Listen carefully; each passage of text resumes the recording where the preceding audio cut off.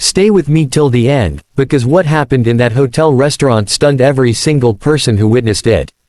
The narrator's voice dipped, drawing the audience closer. "And if you find your heart beating a little faster, or your eyes prickling just a bit, don't forget to like this video and subscribe, because stories like this remind us that kindness can still win in this world." The Grand Lumiere Hotel was the kind of place where chandeliers shone brighter than the morning sun and guests walked with an air of quiet pride. But to Emily, a young waitress with tired eyes and a quiet resilience, it was simply her workplace, the place she came to every day to fight for the life she was rebuilding. She had lost her mother recently, and with medical bills still haunting her steps, she worked double shifts with barely any rest. Yet she always greeted guests with a warmth that came straight from the soul. That evening, the hotel buzzed with an unusual energy. One of Europe's youngest billionaires, Alexander Durand, had checked in with his glamorous girlfriend, Camille. They were known for their extravagant lifestyle, impeccable fashion, and, sometimes, their cutting wit.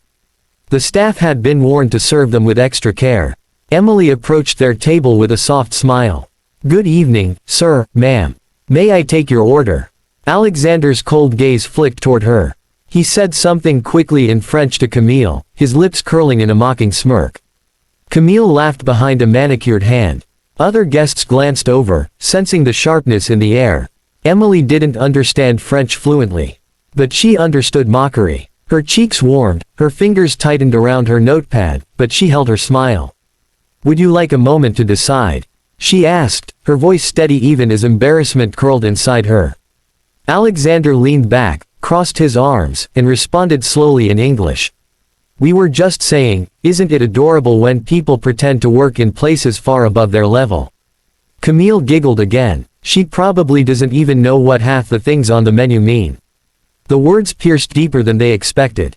Emily swallowed. She wanted to walk away, but she needed her job, her paycheck, her hope. She chose grace. "I assure you, sir, I know the menu very well. I can help with anything you need." More French whispering. More laughter. A few guests looked uncomfortable, a couple of waiters exchanged uneasy glances. But no one stepped in. Emily excused herself to place their order, but inside, her heart was trembling. Memories of her mother's voice surfaced. "People can break your spirit if you let them, sweetheart. But you choose who you become." She returned with their drinks. They laughed again when she set them down, some joke in French directed squarely at her. Another cut. Another sting. A wound reopening. And then something in Emily finally shifted. She inhaled slowly, lifted her chin, and in perfect, elegant French said, "Monsieur, I appreciate your feedback.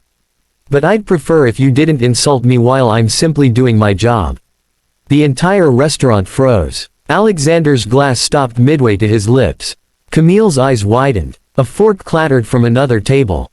Even the manager peeking from the doorway blinked as if he misheard. Emily continued, still in French, fluent, graceful, unwavering. "I studied this language for years. My mother was French. I grew up with her stories, her recipes, her dreams for me. And though she passed recently, I'm still trying to honor her. So if you want to speak about me, please remember I'm a human being. I'm just trying to get through each day." The silence that settled afterward wasn't awkward, it was heavy, humbling. A couple at the next table nodded approvingly. Another woman murmured, "Good for her." A man clapped softly. And as if on cue, the entire dining hall joined in with gentle applause. Alexander's arrogance faltered. He looked at Emily as if truly seeing her for the first time. "I didn't know," he said quietly, for once without mockery. "You didn't ask," Emily replied gently. Camille shifted, clearly embarrassed. The weight of the moment pressed on both of them. Alexander cleared his throat. "We apologize," he said, struggling with the word. "It was wrong of us." Emily nodded, professional and composed. "Thank you. Enjoy your meal." She started to walk away, but Alexander called out softly, "Wait." He reached into his wallet and placed his black platinum card on the table. "Please bring me the manager." Emily tensed, worried she had somehow overstepped. But minutes later, when she returned with the manager, Alexander stood and made a small bow toward her, shocking everyone, even Camille. He said to the manager, "I want her to receive the highest service award this hotel provides. And a raise. She deserves it." The manager looked stunned. "Oh, of course, sir." And, Alexander added, turning to Emily again, "I would like to fund a scholarship in your mother's name. For young women studying hospitality or French. If you agree." Emily's breath caught. Tears pricked her eyes but didn't fall. Why would you do that?" He answered honestly. "Because you reminded me of something I forgot long ago. That money means nothing if you lose your humanity." For the first time that night, his smile held sincerity instead of arrogance. Emily smiled back, not for the reward, not for the applause, not even for the billionaire's transformation. But because she felt her mother in that moment. Proud, present, strong. The restaurant returned to its soft murmur, but something had changed in the atmosphere, a quiet renewal of respect, empathy, and understanding. And as the narrator's voice returned, gentle and warm, it carried the story to its closing message. If you're still here, that means the story touched you. That means kindness still matters to you. So don't forget to like this video and subscribe, because somewhere out there, someone just like Emily needs to hear this. And maybe, just maybe, you'll be the one to remind them that dignity and courage can change everything.